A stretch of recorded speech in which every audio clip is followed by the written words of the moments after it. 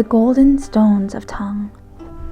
In a land of long ago, where dragons danced in misty mountains and emperors ruled from jade palaces, there lived a most peculiar pair.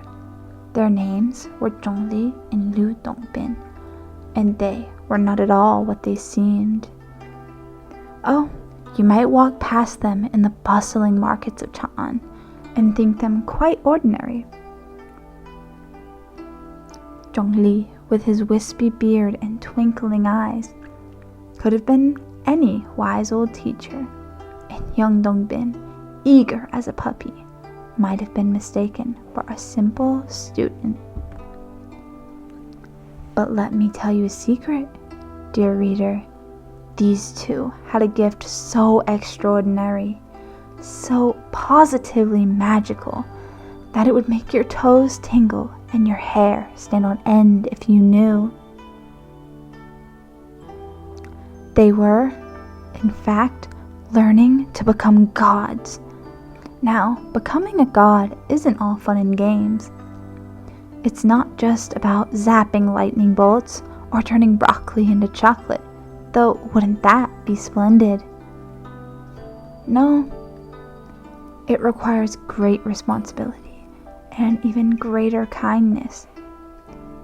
One sweltering summer's day, when the air was as thick as pea soup and twice as unpleasant, Dongbin came to his teacher with a furrowed brow.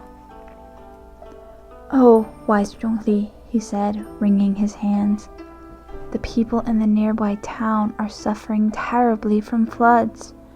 Their crops are ruined, and their homes are all topsy-turvy. What can we do?" Zhongli's eyes twinkled mischievously. "Ah, my dear boy," he said, plucking a smooth gray stone from the ground. "What if I told you I could turn this very pebble into solid gold?" Dongbin's eyes grew as wide as dinner plates. "Gold?" he gasped. "Why, we could buy food for the whole town. We could rebuild their homes. We could—" But then, quick as a hiccup, a thought struck him.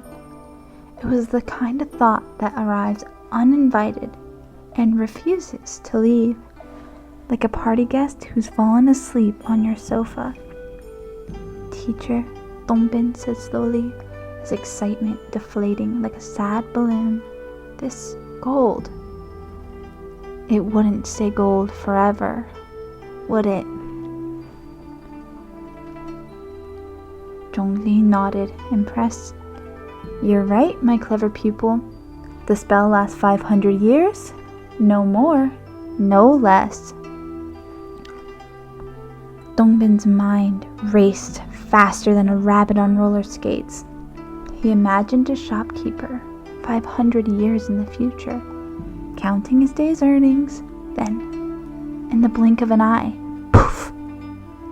Nothing but a pile of worthless pebbles where his gold coins had been. "No," Dongbin said firmly, shaking his head. "We can't do it. It wouldn't be right to trick people, even if we're long gone when it happens." Zhongli's face broke into a smile so wide it threatened to split his head in two. "Oh, Dongbin," he cried, clapping his hands together. "You've done it. That was a great choice." "Choice?" Dongbin echoed, looking thoroughly confused. "Indeed," Zhongli chuckled.